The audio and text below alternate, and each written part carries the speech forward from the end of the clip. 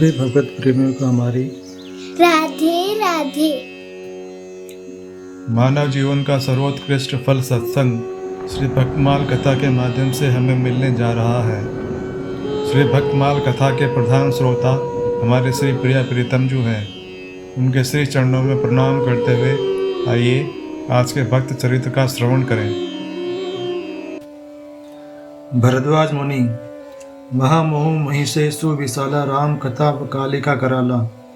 भगवान के मंगलमय चरित्रों को सुनने से त्रेताप संतप्त प्राणी को शांति प्राप्त होती है। माया के काम, क्रोध, लोभ, मोह आदि विकार दूर होते हैं। हृदय निर्मल होता है। इसलिए संत सत्पुरुष सदा भगवत कथा कहने सुनने में ही लगे रहते हैं। श्री हरि के नित्य दिव्य गुणों में जिनका हृदय लग गया, उनको फिर संसार के सभी विषय फीके लगते हैं। उन्हें वैराग्य करना या जगाना नहीं पड़ता। अपने आप उनका चित्त सभी लौकिक भोगों से विरक्त हो जाता है। आनंद कंद प्रभु के चरित्र भी आनंद रूप ही हैं। उनके सुधा मधुरिमा का स्वाद एक बार उनको लगाना चाहिए, फिर तो वह अन्यत्र कहीं जाना ही नहीं चाहेगा। देवगुरु बृहस्पति जी के भाई दत्य के पुत्र भरद्वाज जी राम कथा श्रवण के अनन्य रसिक थे। ये ब्रह्मनिष्ठ श्रोत्री, तपस्वी और भगवान के परम भक्त थे। तीर्थराज प्रयाग में गंगा यमुना के संगम में थोड़ी सी दूर पर भरद्वाज जी का आश्रम था। सहस्त्रों ब्रह्मचारी इनसे विद्या अध्ययन करने आते और बहुत से विरक्त साधक उनके समीप रहकर अपने अधिकार के अनुसार योग, उपासना, तत्वानुसंधान आदि पारमार्थिक साधन करते हुए आत्मकल्याण की प्राप्ति में लगे रहते। भरद्वाज जी के दो पुत्रियां थीं, जिनमें एक महर्षि याज्ञवल्क्य जी को विवाही थी और दूसरी विश्रवा मुनि की पत्नी हुई, जिसके पुत्र लोकपाल कुबेर जी हुए।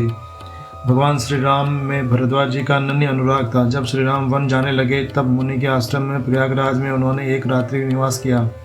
मुनि ने भगवान से उस समय अपने हृदय की निश्चित धारणा बताई थी। कर्म वचन मन छाड़ी चलू, जब लगी जनु न तुम्हार, तब लगी सुखु सपने हूँ नहीं किए कोटि उपचार। जब श्री भरतलाल जी प्रभु को लौटाने के उद्देश्य से चित्रकूट जा रहे थे, तब वे भी एक रात्रि मुनि के आश्रम में रहे थे। अपने तपोबल से सिद्धियों के प्रभाव से मुनि ने अयोध्या के पूरे समाज का ऐसा अद्भुत आतिथ्य किया कि सब लोग अचकित रह गए। जो भगवान के सच्चे भक्त हैं, उन्हें भगवान के भक्त भगवान से भी अधिक प्रिय लगते हैं। किसी भगवत भक्त का मिलन उन्हें प्रभु के मिलने से भी अधिक सुखदायी होता है।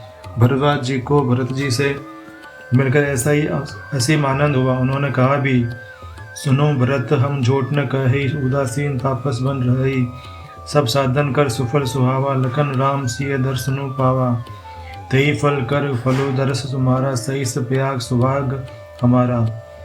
जब श्री रघुनाथ जी लंका विजय करके लौटे, तब भी वे पुष्पक विमान से उतरकर प्रयाग में भरद्वाज जी के पास गए।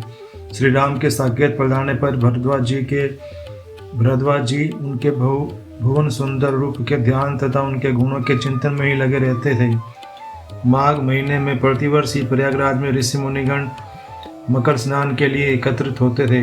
एक बार जब माघ भर रहकर सब मुनिगण जाने लगे, तब बड़ी श्रद्धा से प्रार्थना करके भरद्वाज जी ने महर्षि याज्ञवल्क्य को रोका और उनसे श्री राम कथा सुनाने की प्रार्थना की।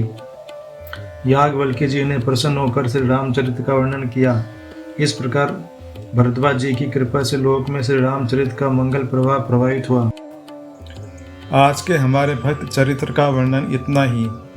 कल हम एक नए भक्त चरित्र के साथ श्री प्रिया प्रीतम जी के समक्ष प्रस्तुत होंगे।